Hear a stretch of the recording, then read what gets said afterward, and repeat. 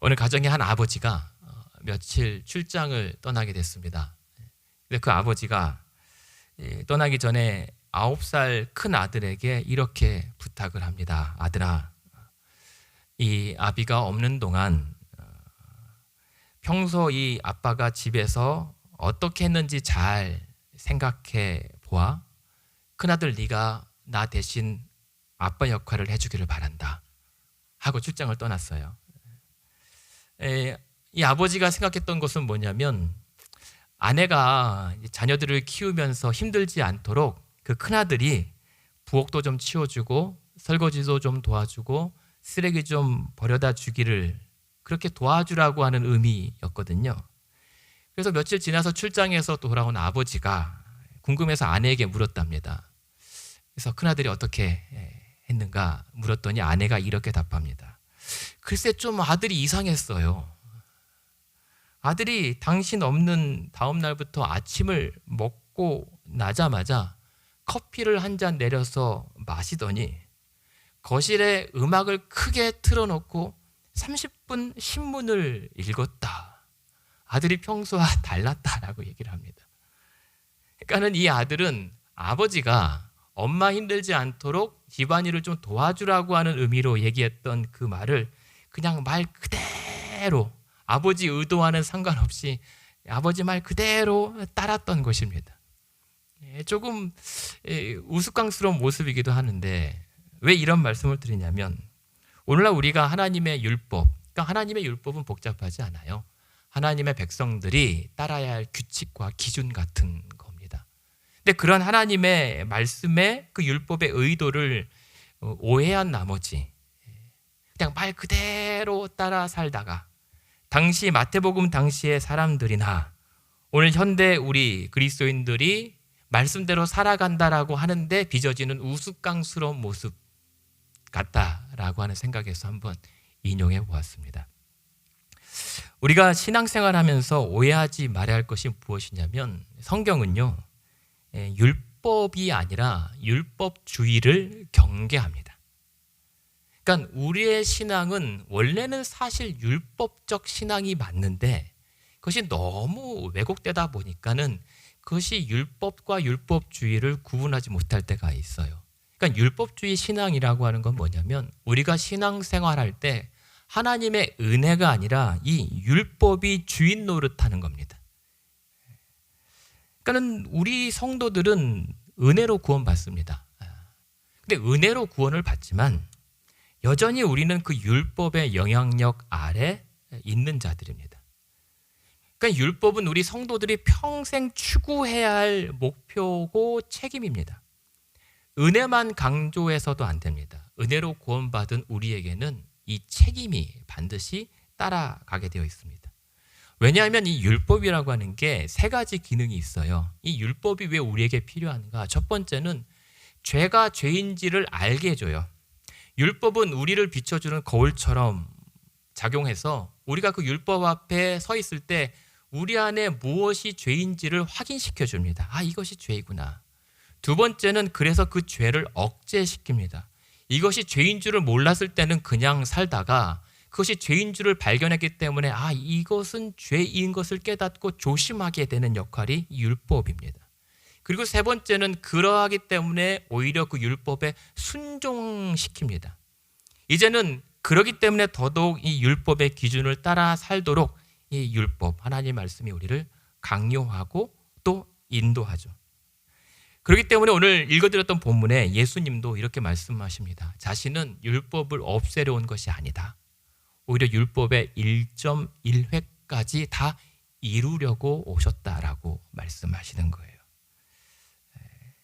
우리가 분명히 오늘 이 아침에 다시 한번 확인해야 될 것은, 예수님께서 십자가의 죽으심으로 말미암아 제거한 것은 율법이 아니라 이 율법을 못 지켰을 때 우리에게 주어지는 저주, 율법의 저주를 제거하신 거예요. 그러니까 자꾸만 율법 하면 다 부정적으로 생각하지 마시고 그게 맞는 말입니다. 대신 율법주의를 분별하셔야 되는 거죠. 그래서 오늘 이 말씀은 무엇이냐면, 그러나 예수님께서 말씀하신 것처럼 17절, 내가 율법이나 선지자를 폐하러 온 것이 아니라 오히려 완전하게 하려 한 것이고 율법의 1.1획도 결코 없어지지 않고 다 이루어져야 될 것이다 라고 하신 이 말씀은 누구에게 하신 말씀이냐면 바리새인들과 서기관들을 염두에 두고 하신 말씀이에요.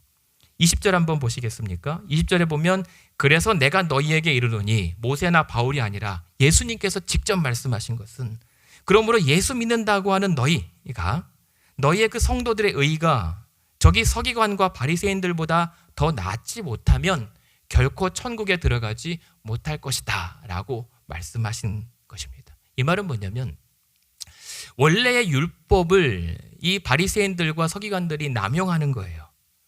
그래서 겉만 잘 지키는 것처럼 보이는데 실상은 속으로는 전혀 이 율법의 정신과 율법의 조항들을 지키지 않는 이들의 외식과 위선을 제거하라는 말씀입니다. 그래서 오히려 더 율법의 정신을 회복해서 더 온전하게 율법을 지켜야 된다라고 하는 것이 예수님께서 하신 말씀이에요. 율법이 필요 없다가 아니라 율법을 더 철저하게 지키라. 그래서 뭐까지 얘기하냐면 이제는 겉만이 아니라 그냥 그렇게 하고 안 하고의 규칙 준수의 문제가 아니라 마음, 우리 마음의 동기까지도 예수님께서 단속하면서 마음의 죄까지도 범하지 말라고 오히려 더 조심시킨다는 말입니다.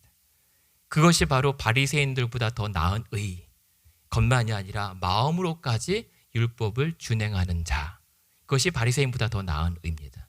그것이 성도들이 천국을 소유한 자들, 천국에 들어간다라고 하는 그리스도인들의 의라고 하는 것이죠. 그래서 그런 바리새인보다 더 나은 의가 무엇이냐면 그 이어지는 본문에 예를 들면 살인, 간음, 결혼, 혹은 맹세, 복수, 사랑, 용서 같은 삶의 모습들입니다. 예를 들면 이런 거죠. 혹시 이 아침에 오신 여러분들 중에 사람 죽여보신 분 계십니까? 사람. 아무도 안 계실 줄 알았어요. 근데 제가 중학교 여름 수련회 때 한 장로님께서 설교자로 나서셨는데 이 장로님이 대뜸 이 모든 학생들 앞에서 이렇게 물으시는 거예요. 이들 중 사람 죽여본 사람 손 들어보라고. 혹시나 해서 들어봤는데 아무도 손 든 사람이 없어요. 그런데 그 모습을 보더니 대뜸 장로님께서 그렇게 고백하시는 거예요. 눈물을 이제 글썽이시면서 나는 살인자라고 고백하시는 거예요. 저는 놀랐습니다. 갑자기 그 장로님이 살인자라니 두려운 일이고 당황스러운 일이었거든요. 그래서 다들 당황하는데 이렇게 말씀하시는 거예요. 나는 오늘 아침도 살인을 저질렀다고. 그렇게 자신은 마음으로 매일매일 사람을 미워하며 화내면서 살인을 저지르는 살인자라고 고백한 거예요. 그러면서 다시 묻습니다. 그런데 혹시 이 가운데 자기처럼 매일 그렇게 사람을 죽여본 사람이 있는가 물었더니 그제서야 모두가 다 손을 들으면서 나도 그런 적 있노라고 고백을 했습니다. 알고 봤더니 다 연쇄 살인범이었어요. 그냥 한 명도 아니고 하루에 몇 명씩 죽이는 살인자들이었던 겁니다. 무슨 말씀을 드리고 싶냐면 예수님께서 21절에 보면 옛사람들에게는 살인하지 말라고 하는 하나님의 명령을 들었으나 살인은 그 정도에서 멈추는 것이 아니다. 바리새인들은 육체를 해하는 것을 살인이라고 여겼습니다. 하지만 예수님은 더 나아갑니다. 모든 인간은 하나님의 형상으로 지음받은 자들이다. 그래서 모든 인간은 하나님의 형상으로서 존중과 사랑을 받아야 하는 존재이기 때문에 행여라도 너희들이 그 형제를 향하여 화내는 것, 그것이 살인이다 라고 규정하세요. 그래서 요한 1서 3장에 보면 이미 형제를 미워하는 자는 살인하는 자라고 아예 규정을, 판결을 내리셨죠. 여러분 생각해 보세요. 인류 최초의 살인 사건이 어떤 사건이었죠? 가인이 동생 아벨을 죽인 거였어요. 왜 죽였을까요? 그냥 동생에게 화가 났던 거예요. 분노였습니다. 그 인류 최초의 살인 동기가 바로 이 분노였다는 사실을 기억한다면 22절 예수님의 말씀이 무엇인지 이해가 될 거예요. 나는 너희에게 이르노니, 예수님께서 직접 하시는 말씀입니다. 형제에게 노하는 자는 심판을 받게 되고 형제를 대하여 라가라고 하는 자는 체포될 것이다. 라가라고 하는 말은 뭐냐면 머리가 텅 빈 놈이라고 하는 욕입니다. 그리고 더 나아가서 그 형제를 대하여 미련한 놈이라고 하는 자는 지옥불에 들어갈 것이다. 미련한 놈이라고 하는 것은 뭐냐면 제정신이 아닌 놈이라고 하는 욕입니다. 그러니까 형제들에게 마음으로, 겉으로 하지 않아도, 혹은 마음으로도, 혹은 육체를 가하지 않아도 말로라도 화를 내거나 멍청한 놈, 혹은 미련한 놈 하면 이미 우리는 살인을 저지르고 있는 것이다 라고 말씀하는 거예요. 제 말도 아니고 모세의 말도 아니고 바울의 말도 아니고 예수님이 직접 하신 말씀입니다. 그렇게 본다면 우리가 일상에 사용하는 언어들, 말과 글은 정말 주의하지 않으면 안 되는 살인 무기입니다. 우리가 일상적으로 사용하는 언어를 거룩한 언어로 순화시킬 필요가 있는 거죠. 그것은 한 사람을 죽이느냐 살리느냐의 문제입니다. 그것이 만약에 제대로 되지 않으면 우리는 예배 중에도 하나님 앞에서도 범죄하기 쉽습니다. 23절을 보십시오. 그러므로 만약 너희가 예물을 제단에 드리려다가 그렇게 예배 드리려고 예물을 준비해서 성전이든 교회든 왔는데 그때 내 형제에게 원망 들을 만한 일이 생각나거든. 그러면 하나님 앞에 회개도 좋지만 그러나 그 전에 해야 할 일이 무엇이냐면 24절 그 예물을 제단 앞에 일단 두고 다시 돌아가서 형제와 화목하고 그 후에 와서 예배하라. 예물을 드리라고 예수님이 말씀하십니다. 그러니까 만약에 우리가 이 자리에 하나님 앞에 예배를 드리고 이미 헌금까지 예물까지 올려드렸지만 아직 내 안에 형제에 대한 화, 어떤 미움 혹은 욕이 풀어지지 않은 채 앉아있으면 우리는 사실 범죄자로 앉아있는 겁니다. 그것도 살인죄. 물론 회개도 중요합니다. 하나님 앞에 그러한 잘못과 연약함을 아뢰는 것은 필수입니다. 그러나 오늘 적어도 본문에 근거하면 회개도 중요하지만 화해가 우선입니다. 하나님의 관계가 중요하죠. 회복이 중요하죠. 그래서 여러분 그 하나님과의 관계 회복을 위해서 절대적인 것은 무엇이냐면 성도 간에 사과할 것이 있으면 사과하고 인정할 것이 있다면 인정하고 책임질 것이 있다면 책임지는 관계 회복은 절대적입니다. 그것이 하나님과의 관계를 회복하는 필수입니다. 근데 그것이 성도 간에 우리가 이 자리에 앉아있는 교회 안에서뿐만이 아니라 더 나아가서 그러한 성도들이 사회에서 살아갈 때 모든 관계에서도 마찬가지입니다. 25절 보시면 너를 고발하는 자와 함께 길에 있을 때 너희는 급히 사화하라. 빨리 그 문제 해결하라. 왜냐하면 그 문제로 인해서 고발하는 자가 너를 재판관에게 내어주고 재판관이 너를 혹시 감옥에 가둘까 염려된다. 이 말은 무슨 말씀입니까? 아무리 은혜도 좋고 용서도 좋고 이해도 좋지만 그러나 본인의 거짓말과 범죄 때문에 그 문제가 촉발이 되고 상대의 분노를 자아내게 했다면 그 일들을 법적으로 고소로 이어지기 전에 급히 문제를 해결할 수 있어야 한다. 인정할 것은 인정하고 책임질 것은 책임지고 사과할 것은 급히 사과하여 더 큰 고발 고소로 이어지지 않도록 해야 한다.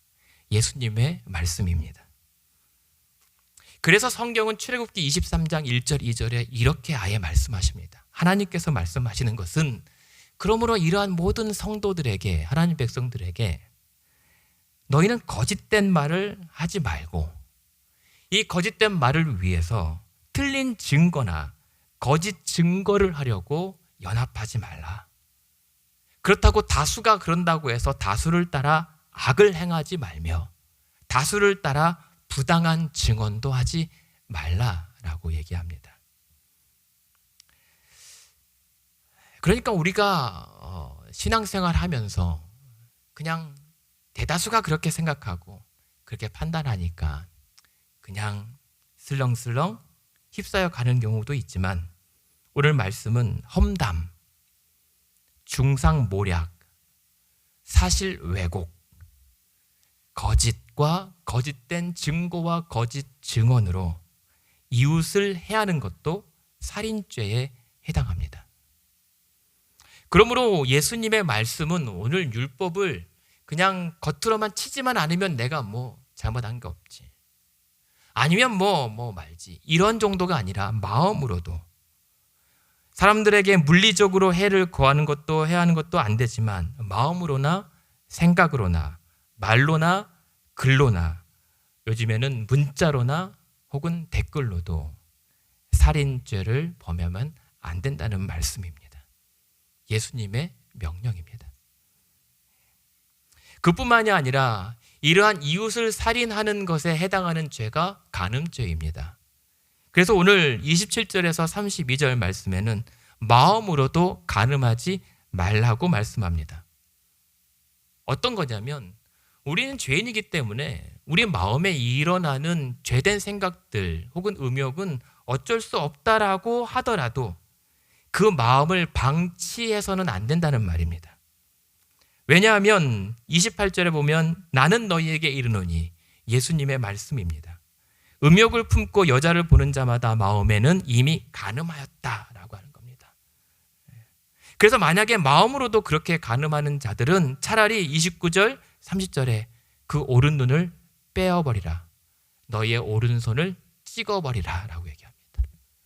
그 정도로 차라리 그래서 온 몸이 지옥에 던져지는 것보다 한쪽 눈으로 한쪽 팔로 천국에 가는 것이 더 낫지 않은가 생각해 보라는 거예요. 그러니까 내 마음에 그런 죄된 생각들이 떠오르거든 그 눈을 빼버리고 손을 찍어내리는 심경으로 멈추라 는 것입니다. 이 마틴 루터가 했던 말인데요. 사람 머리 위에 새가 날아다니는 것은 어쩔 수 없습니다. 그러나 그 머리 위에 날아다니는 새가 내 머리 위에 앉아서 둥지를 터는 것까지 방치하면 안 된다는 것입니다. 죄성의 영향으로 우리의 생각은 어쩔 수 없다고 할지언정 그것을 변명하거나 합리화해서 방치할 것이 아니라 그 죄와 맞서 싸워 끊어내라는 것이죠.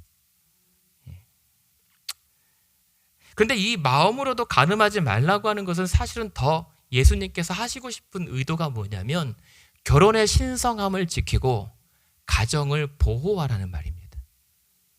마음으로도 남의 아내를 도둑질하지 말라는 겁니다. 그리고 목숨을 다해서 내 아내를 지키라는 말씀입니다. 모든 남편들 아멘이십니까? 네, 아멘. 우리 이준세 지사님만 자신 있게 아멘 하시고, 일부 때도 남편분들 자신 없더라고요. 목숨 걸라고 하시니까. 한쪽 눈, 한쪽 팔 걸고 우리의 가정을 지킬 수 있는 자들이 돼야 된다. 왜냐면요, 이때 당시에는 남자가 갑이었습니다. 여인은 힘없는 인생이었기 때문에 버림당하면 이 아내들은 매춘 외에는 혼자 살아갈 방법이 그렇게 딱히 없었습니다. 그러니까 함부로 마음으로 간음하고 또 이러한 남의 아내를 도둑질함으로 말미암아 억울한 한 인생을 망가뜨리지 말라는 겁니다. 오늘 이 시대, 우리가 현대 사회를 살아가는데 시대 풍조가 이렇고 문화가 이렇고 유행이 저렇다고 얘기를 많이 합니다만 아무리 포장하고 합리화 시켜봐도 절제하지 못하는 사랑은 간음에 불과합니다.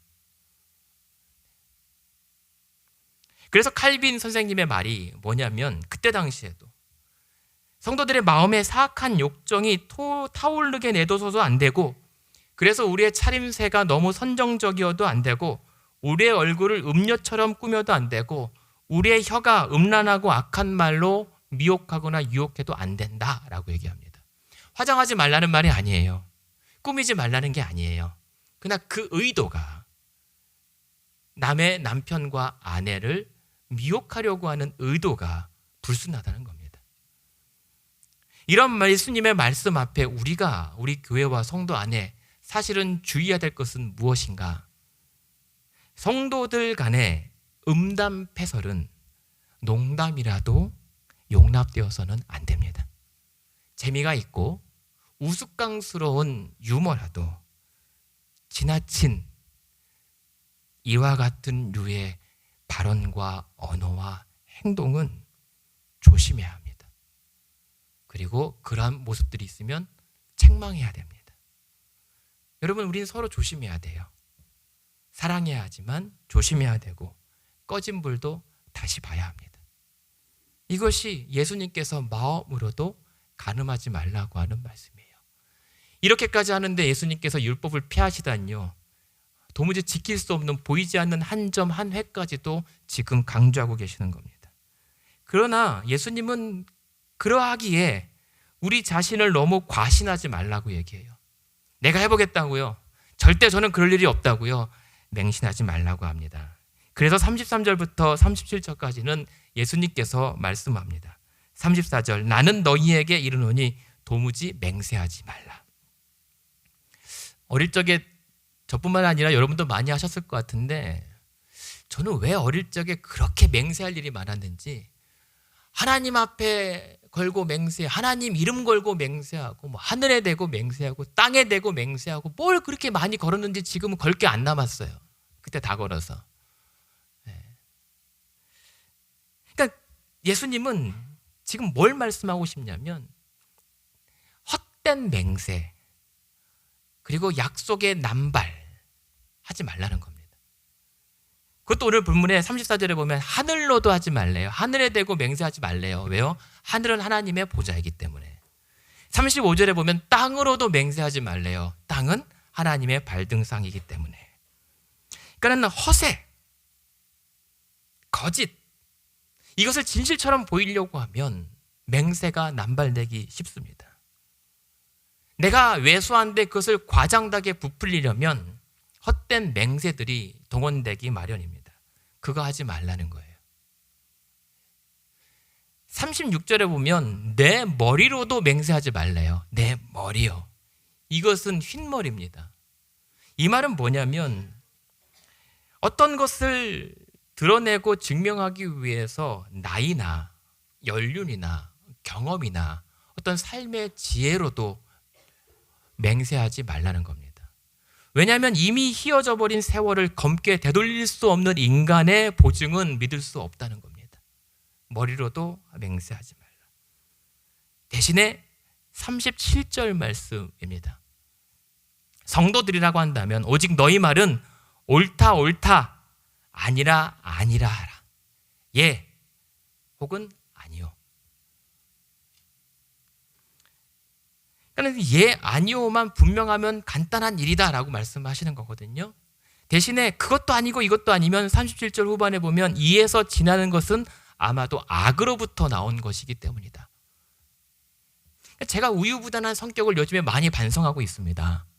고치려고 노력 중인데, 그래도 이 본문 앞에서 우리가 확실해야 될 것은 무엇인가 하면, 그래요, 삶의 관계에서 융통성은 필요해요. 그러나 진실과 거짓에 있어서는 분명하고 단호해야 합니다. 예수님께서 말씀하신 것처럼 예면 예고, 아니면 아닌 겁니다. 그것도 아니고 저것도 아니고 이럴 수도 있고 저럴 수도 있는 것은 악에서부터 나온 것이다 라고 예수님이 말씀하십니다. 이 말은 거짓과 타협하지 말아야 한다는 말씀입니다. 그래서 여러분도 잘 아시는 것처럼 거짓은 요란하고 복잡합니다. 그러나 진실은 차분하고 단순합니다. 악은 교묘한데 선은 명료합니다. 그래서 뭘 걸 필요 없이 그대로 예, 아니요 정직하면 됩니다. 그냥 겉만 그런 것처럼 보일 것이 아니라 그 자체로 신실하고 진실하면 되는 겁니다. 여러분들 다 좋아하시는 보수농객이라고 하시는 조갑재 씨께서 이런 말씀을 하시더라고요. 그것이 사실인지 아닌지를 분간하는 것은 너무 간단한 방법이 있다. 그 말이 사실인지 아닌지는 그냥 복잡한 논리를 동원하지 않아도 첫 번째, 그 말을 처음 제기했던 사람의 실명을 밝히면 된다. 그리고 두 번째, 그 실명을 밝힌 그 사람과 그 피해자가 그 당사자들끼리 직접 얘기하면 된다. 옳은지 아닌지. 그러지 않으면 거짓이다 라고 그냥 간단하게 정리하시더라고요. 저는 그 말에 동의합니다. 그러니까는 성도들 안에 그냥 복잡하게 때로는 설명할 필요도 있지만, 그럼에도 불구하고 설명은 나의 억울함을 변호하기 위함이 아니라 사실을 분별하고 사실과 아닌 것을 그대로 보여주기 위한 차원입니다. 그런데요, 예수님은 여기서 끝냈으면 오히려 그냥 깔끔할 것 같은데 38절부터 42절에 이렇게 말씀하십니다. 그래도 그게 안 되면 그냥 마음으로 당해주라 라고 말씀하십니다. 무슨 말인가 하면 38절을 보십시오. 눈에는 눈, 이에는 이. 동해 보복복입니다. 내 눈이 빼졌으면 상대의 눈도 파버려야 되는 거예요. 그런데 이것은 눈에는 눈, 이는 이 하나 뺐으면 내가 이 당신의 이 하나는 더 빼야겠다라고 하는 것은 복수 매뉴얼이 아닙니다. 그만큼 눈에는 눈, 이에는 이로 갚을 만큼 그 끔찍한 상황까지 초래하지 말라. 그래서 자신과 이웃의 생명을 보호하라고 하는 법이에요. 이 말은 무엇입니까? 왜 38절에 너희는 눈은 눈으로 이는 이로 갚았지만 39절 나는 너희에게 이르노니 예수님께서 말씀하십니다. 그러지 말라. 왜요? 사소한 일에 쓸데없이 목숨 걸고 싸우지 말라는 겁니다. 그러다 사람 죽이는 거죠. 마음으로도 말로도 생각으로도. 한번 우리가 미움에 휩싸이면 그 미움은 걷잡을 수 없습니다. 그것이 우리 마음에 또아리를 트기 전에 그 미움이라고 하는 것을 제동시켜야 됩니다. 안 그러면 미움이 우리를 사로잡기 때문입니다. 그래서 예수님께서 그러기 전에 그냥 그래도 정 안 되면 39절 악한 자를 대적하지 말라. 그냥 상대하지 말라고 얘기합니다. 그래서 그 악한 자를 상대하다가는 오히려 같은 상황에 처할 수 있으므로 그래서 유명한 말씀이 누구든지 내 오른뺨 뺨을 치거든 왼편도 내주라 라고 얘기합니다. 이쪽 맞으면 이쪽도 돌려주라는 거죠. 이것은 무슨 말이냐면 뺨은 모욕입니다. 그러니까 그 모욕을 우리는 중고등학교 다닐 때 매일 선생님들한테 당했단 말입니다. 그렇다고 제가 많이 맞은 학생은 아니에요. 그냥 단체 기합 정도 받죠. 근데 이 뺨이라고 하는 것은 그때나 지금도 상대를 모욕 주는 겁니다. 근데 그 모욕을 한쪽 뺨도 마저 대라는 것은 참아보라는 겁니다. 누가요? 예수님께서 말씀을 하시는 거예요. 그런데도 40절에 또 그가 너를 거짓으로 고발해서 속옷마저도 빼앗으려고 하면 그냥 겉옷도 그냥 빼앗겨 주라. 그냥 옷을 빼앗기는 게 아니에요. 지금 속옷도 빼앗아 가고 겉옷도 빼앗아 갔어요. 벌거벗긴 겁니다. 수치와 손해를 그냥 감수하라는 겁니다. 누가 그럴 사람이 있습니까? 근데 예수님은 그러라는 겁니다. 감수하랍니다. 발가벗긴 채로 쫓겨나도. 근데 그것도 모자라서 41절에 또 누구든지 그래서 너를 억지로 오리를 끌고 가면 그래 이왕 끌려가는 김에 심리까지도 그냥 따라가 주라. 질질. 그리고 더 나아가서 42절에 보면 누가 너에게 달라고 하면 주라. 또 이번에도 속을 거 알면서 구하면 주고 또 이번에도 못 받을 거 알면서도 빌려달라고 하면 그냥 줘버리라 라는 거예요. 저는 예수님이랑 못 살 것 같아요. 이렇게 어떻게 살라는 거예요. 근데 물론 여러분 그래서 성도 간에는 그냥 덮어놓고 주면 된다. 뭐 성도들끼리 빌려주면 그냥 준 거지 어디 돌려주고 갚아주는 게 어디냐. 이게 아니에요. 이게 아니란 말입니다. 그건 나쁜 거예요. 의도적으로.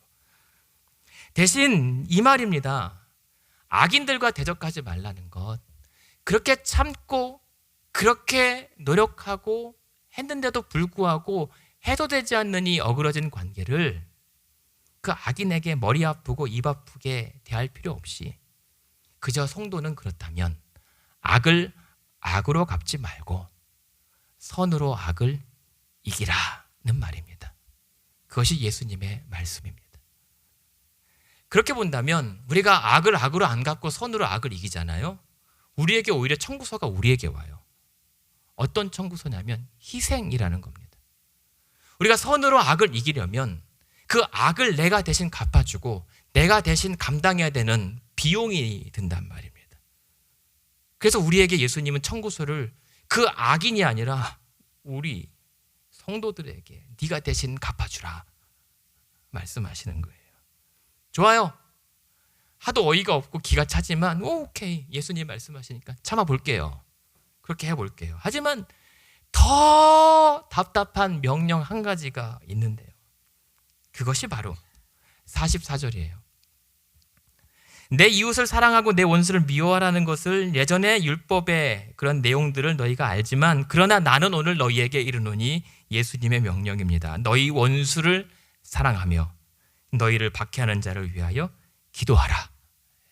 누가복음에는 그 너를 저주하는 자를 축복하라고 합니다. 기도까지 모자라서 축복까지 하네요.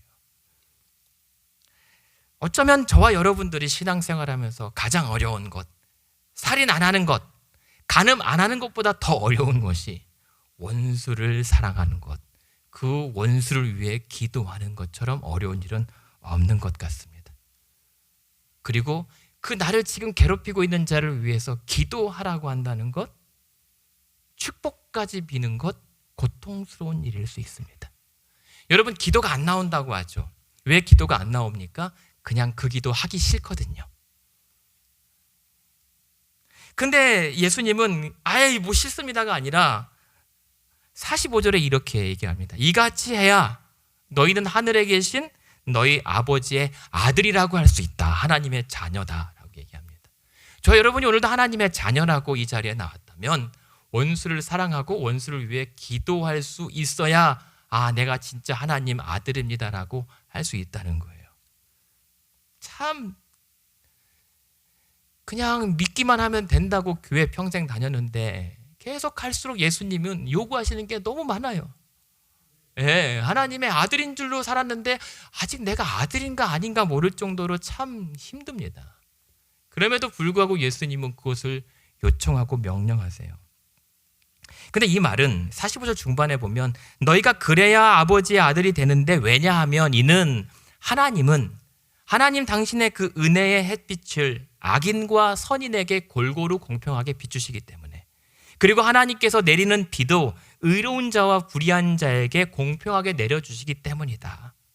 그러면 하나님은 우리가 원수라고 생각하는 그 악인에게도 하나님의 은혜를 통해 구원하실 수도 있으니 그 하나님께서 용서하시고 구원하는 자를 성도들 너희는 사랑하라는 말씀입니다.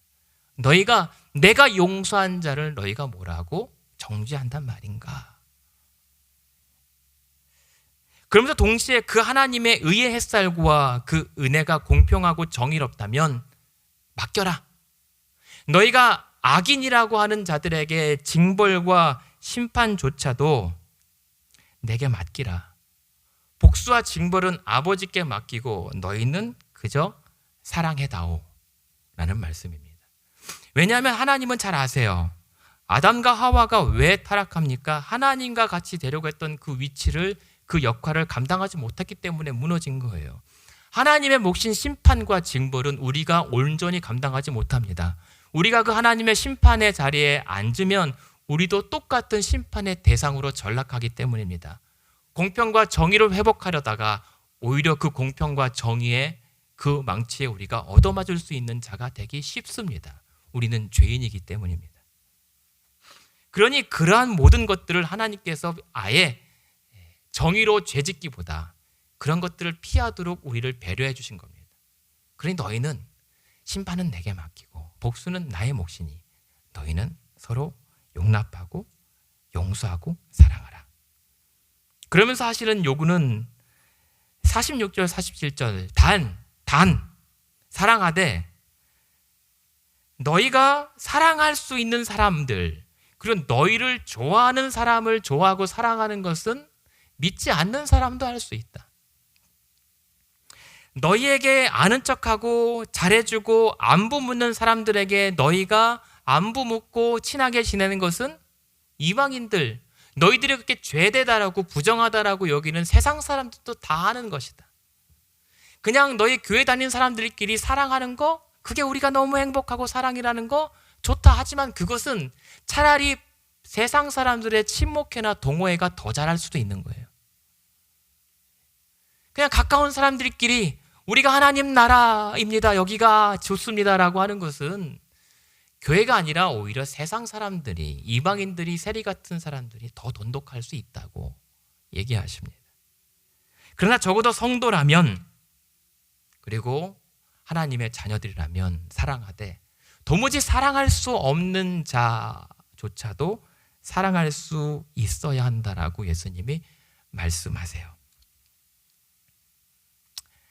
참 교회 다니기 힘듭니다, 예수님 때문에. 근데 이 말은 뭐냐면, 그러므로 성도들아, 너희들 안에 마음으로라도 당짓지 말라는 거예요. 만약에 하나님 앞에, 예수님 말씀 앞에 거짓과 사과와 인정할 것에 대한 그 모든 일들이 그냥 그렇게 크게 만들지 말고, 그냥 잘못했으면 잘못했다고 사과하는 거, 내가 잘못 알았으면 잘못 알았다라고 인정하는 게 뭐가 그리 어려운가? 그것이 사회 법정까지 갈 일인가? 소소한 것에 눈 빼라, 손 끊어내라고 그렇게 죽자 살자 덜려들 것이 아니라는 거예요.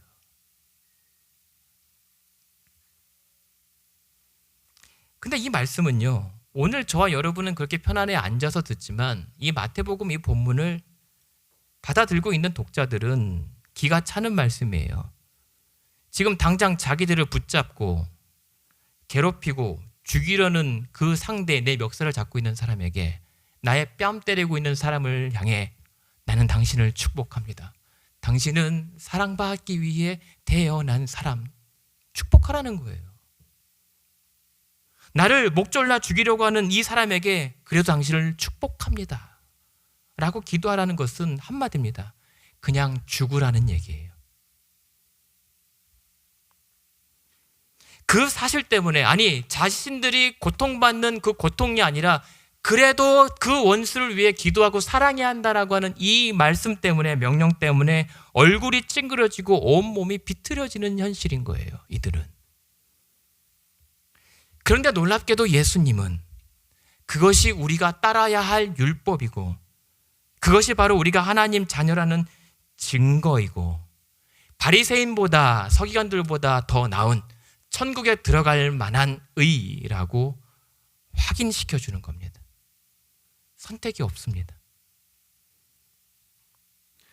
그러니까 더더욱 함께 고통받는 성도들끼리 미워하지 말고, 탐내지 말고, 보호하고 그냥 용납하되, 그렇다고 동시에 우리 서로의 자신을 맹신하지 말고, 그럴 때는 도무지 용서받을 수 없는 나 자신을 위해 십자가에 매달려서 속옷과 겉옷까지 완전히 송두린 채 벌거벗긴 채로 온몸에 못과 상처를 지닌 채 온몸을 비틀고 계신 예수 그리스도의 얼굴을 바라보라. 그가 다 이루셨다는 말씀입니다. 이 율법의 1.1회까지도 다 이루어져야 된다라고 하는 것은 내가 다 그렇게 이루어 주겠다. 그러니 이 십자가에서 모든 이 죄의 저주를 받아서 율법의 요구를 다 본인이 치르셨으니 대신 너희는 그냥 너희도 나처럼 해보지 않겠느냐라고 지금 요청하시는 거예요. 박영선 목사님이라고 하는 분 이제는 아시죠? 그분이 이러한 율법을 아주 멋들어지게 비유하고 설명하신 적이 있어요. 요즘은 안 그럽니다만 예전 시대는 더 힘들고 공부하고 학교 가는 게 힘든 시대였잖아요. 근데 그때 자식들이 부모가 이 공납금이라고 하죠. 납부금 못 내고 학교 책도 사야 되고 뭐도 사야 되는데 돈이 없어요. 부모님이 매일 그렇게 돈 걱정하고 고생하는데 염치 없이 자기만 편하게 학교 가서 공부를 못한단 말입니다. 근데 그때 부모들이 자녀들에게 대체적으로 하시는 말씀이 이거죠. 야, 너는 돈 벌어올 생각하지 말고 그냥 너는 가서 학교에 공부 열심히만 해라. 그냥 돈 벌 생각하지 말고 너는 가서 학교 가서 공부나 열심히 하라. 이게 오늘 예수님께서 우리에게 요구하신 율법이라는 겁니다. 내가 다 이루었으니 너희는 가서 열심히 이 본분을 다해라. 공부를 가서 잘해도 내 자식이지만 공부를 못해도 여전히 너는 내 자식이다. 그러니 그 본분만 잘 지켜다오. 그 자식의 도리는 그렇게 부모가 원하는 대로 살아가는 것. 그게 성도인 겁니다. 그리고 그것이 오늘 말씀의 결론의 48절 무엇입니까? 그러므로 하늘에 계신 너희 아버지의 온전하신가 같이 너희도 온전하라. 온전하라. 이 말은 구약에서 내가 거룩하니 너희도 거룩하라고 하신 하나님의 명령과 같습니다. 온전하라는 거룩하라는 겁니다. 그리고 너희 아버지 온전하신가 같이 너희도 온전하라라고 하는 것은 주님께서 다 이루셨으니 너희, 아니 우리도 그 주의 분량만큼 성장하고 성숙하라고 하는 기대와 요청인 겁니다. 그 온전함은 결국은 그래서 우리가 죄로 인하여 마음으로 살인하고 간음하고 여러 가지 원수를 위해서 용서하지 못하고 사랑하지 못하는 이 죄 때문에 잃어버린 하나님의 형상을 회복하라는 말입니다. 한마디로 예수를 닮으라.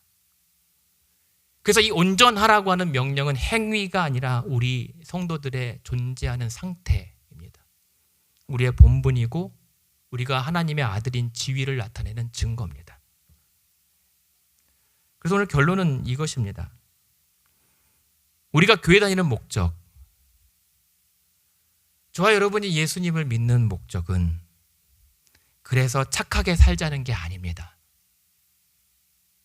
그냥 단순히 착한 성도가 되자는 게 아닙니다. 혹은 예수님은 지금 우리 성도들의 가정들이 믿음 좋게 화목한 가정을 이루라는 것도 아닙니다. 그냥 사이좋은 부부 되라는 말도 아닙니다. 심지어 좋은 교회에 그런 성도들로 세워가라는 것도 아닙니다. 혹은 땅끝까지 나가서 열방 선교에 힘쓰라는 것도 아닙니다. 선교도 아니에요. 우리가 오늘 예수님을 믿는 목적은 한 가지입니다. 오직 예수. 예수처럼 되는 것이고 예수님처럼 살아가는 것이고 그렇게 이 땅에서 하나님 나라를 살아가는 것입니다. 우리는 그것을 성화라고 얘기합니다. 그러나 이조차도 우리의 의로는 불가능합니다. 그래서 오늘도 이 율법을 이루기 위해선 오직 그리스도의 의로만 가능한 겁니다. 그리고 이제 예수님이 우리의 새로운 의가 되셨고 예수님이 우리의 새로운 율법과 기준이 되어주셨습니다.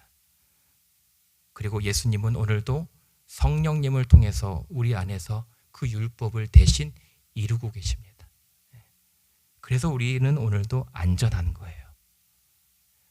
그것 때문에 설령 우리가 그 말씀에 몸부림치다 잘 안 되고 넘어질지라도 그때마다 복음은 우리에게 율법의 저주를 우리로부터 빼앗아 가신 예수 그리스도와 십자가를 바라보라고 말씀하세요.